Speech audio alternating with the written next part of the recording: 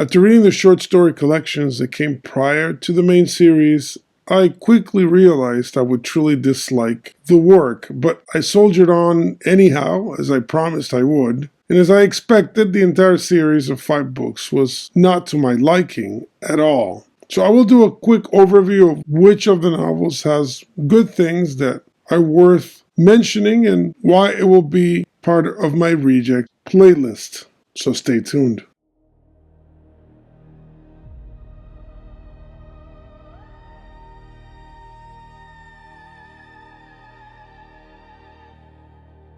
Welcome to biblioCultist, where I review books that I find interesting in the topics of religion, philosophy, history, and fiction. Please remember, subscribe to the channel and click the bell for notifications, like the video, share the video, comment on the video. I really appreciate you folks doing this, and I see a trend that little by little the channel is growing, and that makes me very happy, and I really appreciate it. I think YouTube can gain something from more channels that discuss literature, philosophy, these kinds of topics. So again, I appreciate it. I'll put my X account on the bottom if you want to check me out there, and also my Ko-Fi. For those of you that wish to donate a tip or something like this, you can do it there. Check out the merch store as well. In this episode then, I will do a reject review of The Witcher as a full series. So all 5 books by Andrzej Sapkowski. All these books are by Orbit Books from 2022. I remember when it came out, it was promoted all over bookstores. And the books themselves are really good quality, actually, for being kind of accessible economically. So they're not very expensive hardcovers, but they look good in general. So very attractive presentation. So whoever did the marketing and the presentation and the art in the books, they did a good job. But like I always say, content is king, and this channel is about that. So I will go over The Blood of Elves, The Time of Contempt, Baptism of Fire, The Tower of Swallows, and The Lady of the Lake. And I know there's another book that came after. I read it. I don't think it's worth mentioning, to be very honest with you, but I did go through the entire series and the ancillary books completely, and I just don't like it. And like I mentioned in my previous reject reviews of all the short stories, and you can find that in my Witcher playlist, these novels not only lack intellect, but I think they lack credibility within its own world building, because it seems to be a tongue-in-cheek fairy tale, but it doesn't double down on the comedy, and it doesn't double down on a classic fairy tale. I think it butchers the fairy tale genre by injecting a lot of existentialism and modernist sensibilities. And on the side of being a mockery of the fairy tale, which could be a legitimate way of doing literature, it doesn't do it justice, because it's right on that weird line between ridiculous absurdity and modern dread.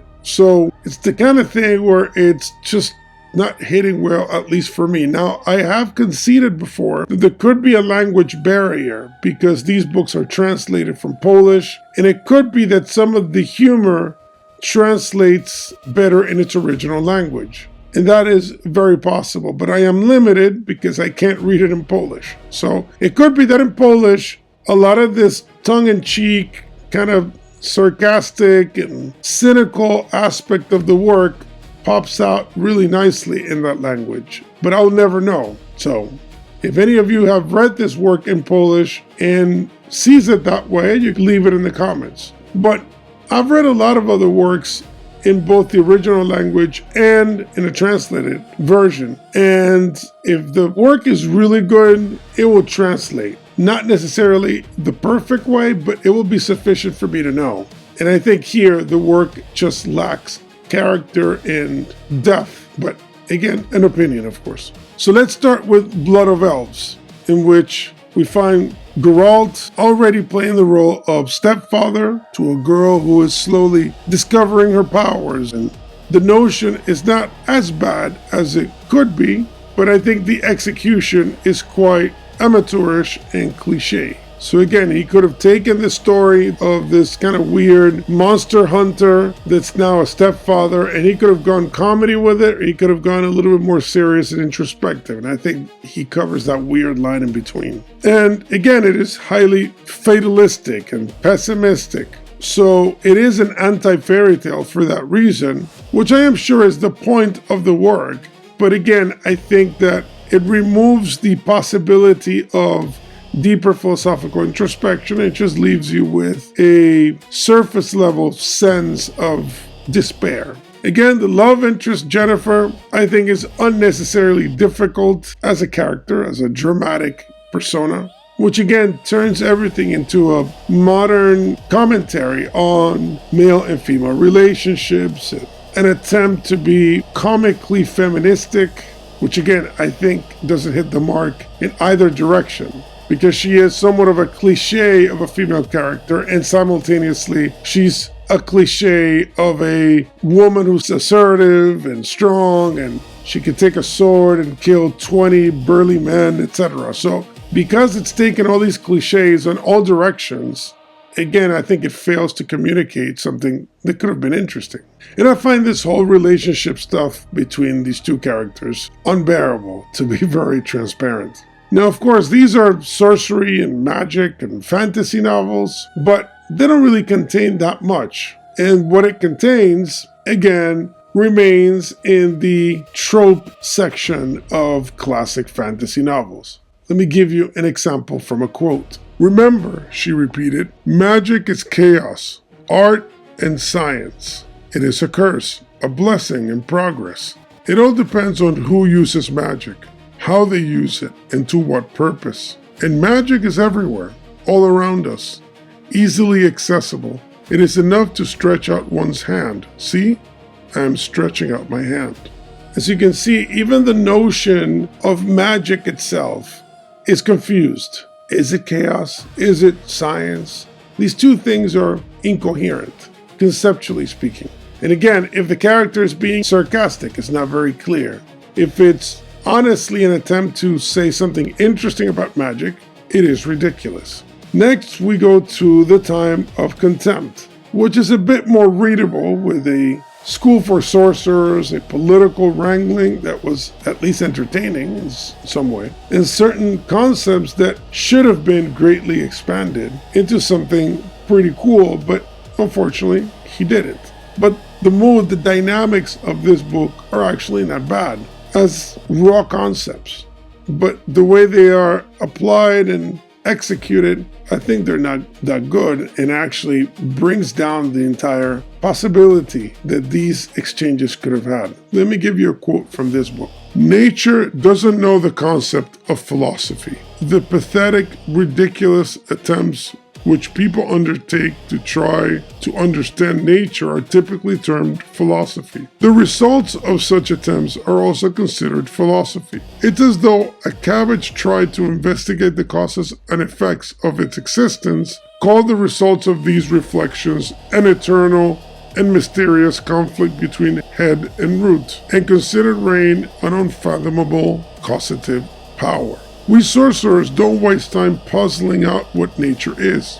We know what it is, for we are nature ourselves." Do you understand?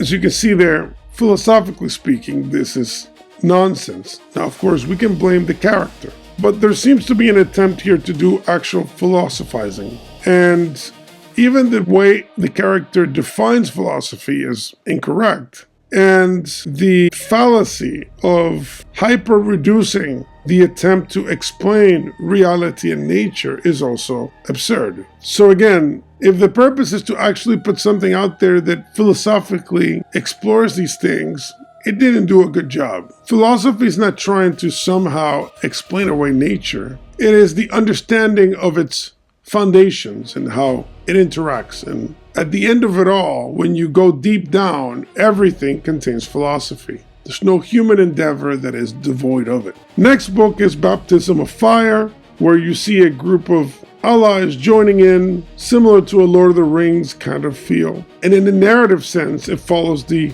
disaster from the previous book. Now, the characters are silly for the most part, except that it does introduce my favorite character in the entire series, which is Regis the vampire. I think it stands out to me because it is able to assume a cliche like a vampire, but in a pretty clever way, and it makes him an intelligent character, and I would say the most intelligent character of the entire series. Now, of course, this is a very personal take. Some people would probably love Siri, for example, but to me, that was my favorite character. But in general, this book is a gloomy one with plenty of filler, and it does have some clever quotes. I'll give you one from this work so you get a feel for it. Everyone has some kind of debt. Such as life, debts, and liabilities, obligations, gratitude, payments, doing something for someone, or perhaps for ourselves. For in fact, we are always paying ourselves back and not someone else. Each time we are indebted, we pay off the debt to ourselves. In each of us lies a creditor and a debtor at once, and the art is for the reckoning to tally inside us. We enter the world as a minute part of the life we are given, and from then on we are ever paying off debts to ourselves, for ourselves, in order for the final reckoning to tally. Definitely a very Catholic perception of existence, which obviously makes sense in the Polish context. Now, does it add anything philosophically to the work? No, not really, because the work itself is pessimistic. So unless you twist this kind of perception into a pessimistic viewpoint, it really is the opposite, because it creates relationships and dynamics between human beings and reality. If the universe is like that, then there's really nothing to complain about, because you're able to perceive and predict existence. Next, we fall into the Tower of Swallows, which again attempts to be sophisticated in tone, but falls flat due to its lack of depth. Again, Siri is growing up as a character. Her maturity combines with her destiny, visions of portals and sorcery, all the classic tropes of a fantasy novel. It is conceptually good, but then Jennifer returns and the flow of the narrative is all over the place. And I think, again, it's the kind of thing that the entire series suffers from, which is this kind of inconsistent, weird lack of development and sophistication. Here's an example of how Sapkowski philosophically attempts to explain good and evil. Quote, "Yes, just like that, for I know that evil fears, not your ethics, not sermons, not moral treatises about worthy life. Evil fears pain, impairment, suffering, death, the end. When wounded, evil howls with pain like a dog. It rolls around on the floor and squeals, watching the blood spurt from its veins and arteries, seeing its bones stick out of stumps, seeing its guts crawl from its belly, sensing that with the cold, death is approaching. Then and only then does evil's hair stand on end, and evil finally yells mercy. I repent of my sins. I'll be good and decent now, I swear." Now, there's a few things of that quote. One, there could be a Catholic interpretation of this mood, which could be interesting, because you could see the God of the Bible being someone that understands that human beings fear more than anything else, and therefore utilizing fear as a way of correction. I think there is a philosophically underdeveloped conception here that is being covered with a veneer of sophistication, because everyone, good or evil, fears death, fears annihilation. So arguing that evil in particular has a knack for fearing death is truly inconsistent with the proper definition of evil, which is actually a philosophical problem. If you cannot define what good and evil is, which the entire novel suffers from this, then of course you won't be able to really know what evil is, and you could just take any concept and just tack it on top of evil. So how can a relativist speak of what evil truly hates or truly fears when you can't even define good and evil? It's a legit problem. And of course, in fantasy novels, you tend to ignore these things, but there's an attempt here to go into the topic, so I have to address it. Finally, we get to the Lady of the Lake, and this is indeed the best of them all. Even though for most of the series, the main characters are separated, So it creates kind of this tension because you're reading separate stories and they never kind of come together and cook right, in my opinion. But I do think this work is the best, and it's the only one that I actually enjoyed, both because it is better written, I think, it has more content, and because it was the last one and I was happy to end the whole thing. And as I mentioned before, Regis the Vampire is my favorite character, and I will give you a quote from him, which I think takes the entire mood of the work and puts it upside down a bit. And I think it's a great commentary on The Witcher as a series itself. Better than you think, Madame Vigo, the vampire, twiddled the wooden peg from the sausage. But for me, destiny isn't a scroll written on by a great demiurge, nor the will of heaven, nor the inevitable verdict of some providence or other, but the result of many apparently unconnected facts, events, and occurrences. I would be inclined to agree with you that destiny catches up with people, and not just people. But the view that it can't be the other way around doesn't convince me, for such a view is facile fatalism, a paean praising torpor and indolence, a warm eiderdown, and the beguiling warmth of a woman's loins. In short, life in a dream. And life, Madame Vigo, may be a dream, may also finish as a dream. But it's a dream that has to be dreamed actively, which is why, Madame Vigo, the road awaits us. So that to me is the counter-position of the work. It's criticizing the notion of arguing for destiny, fatalism, that we are out of control, that life is a pre-written script that is miserable, etc. It's arguing for an active participation of life. It actually contains the only section that has an actually consistent worldview, which I think it is funny coming from a vampire, and it is actually presenting a viewpoint of reality that is traditionally Catholic as well. But here it is coherent, whereas in the other moments, the other characters seem to be confused about it or critical. Here the character is assuming an actual position. This book is also the only one that contains more than just a few philosophical reflections. For example, quote, "Time is like the ancient Ouroboros. Time is fleeting moments, grains of sand passing through an hourglass. Time is the moments and events we so readily try to measure. But the ancient Ouroboros reminds us that in every moment, in every instant, in every event, is hidden the past, the present, and the future. Eternity is hidden in every moment. Every departure is at once a return. Every farewell is a greeting. Every return is a parting. Everything is simultaneously a beginning and an end." So that is actually a great reflection. The approach to time and space is sophisticated, and although it may seem to be fatalistic, it is actually an affirmation of existence as a cycle, as a unity. So it is actually a very hopeful quote. And again, in this book, you actually see some of these ideas flourish, but it's kind of too late because it's happening at the end of the work.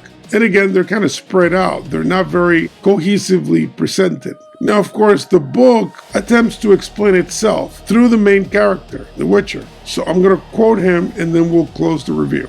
"The evil I fought against," repeated the Witcher, "was a sign of the activities of chaos. Activities calculated to disturb order. Since wherever evil is at large, order may not reign, and everything order builds collapses, cannot endure. The little light of wisdom and the flame of hope, the glow of warmth, instead of flaring up, go out.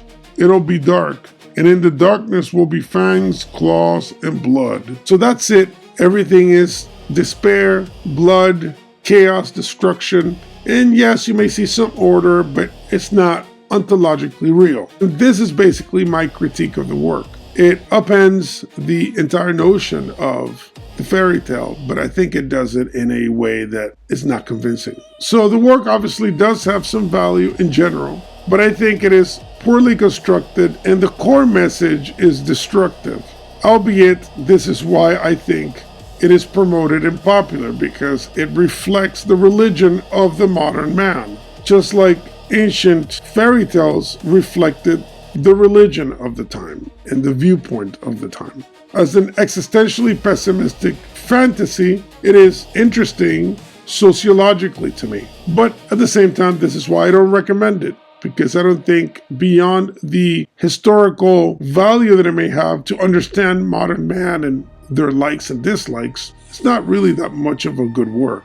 So I know I will probably get some hate out of it because people love certain series and whoever criticizes them is doing some kind of evil. But the whole thing I do here is critique books from my perspective, obviously. And there are going to be series that you folks will be able to derive more benefit from than me. And you may see things that I will not see and vice versa. So what matters is how the content engages you and what it does to your life and to the life of others. So if you derive from this book some kind of benefit, and like I mentioned, there are a couple things there that are interesting, then great. But this one will go in my reject shelf for sure. So hopefully you enjoyed this review. Please remember to subscribe to the channel, click the bell for notifications, like the video, share the video, comment on the video. Thank you for being with me. See you next time.